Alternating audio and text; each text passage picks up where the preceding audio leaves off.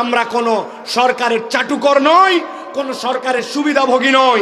পার্বত্য চট্টগ্রাম নাকি তাদের অংশ। ও ভাই, মানচিত্র আমার বাচ্চাও মাঝে মাঝে আঁকায়, বাংলাদেশের মানচিত্র আমার বাচ্চাও আঁকায়, ভুল করে তেরা বেকা যা করে, তাতে তো যে কি ওদিকে ভারতের আসামও আমার হয়ে যায়, নেপাল পর্যন্ত চলে যায়, এদিকে সমুদ্রের ভিতরে আমার বাচ্চা অনেক আগায় দেয়।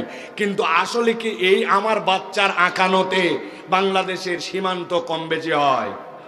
তো ওই সকল যারা আল্লাহ চেনে না, রসুল চেনে না, যাদের ভিত্তি নাই দুনিয়ার বুকে, যারা পাপিষ্ট নরাধম, যারা যুগ যুগ ধরে সাম্প্রদায়িক উস্কানি দেয়, ওদের মানচিত্র আঁকানোতে আমাদের কিচ্ছু যায় আসে না।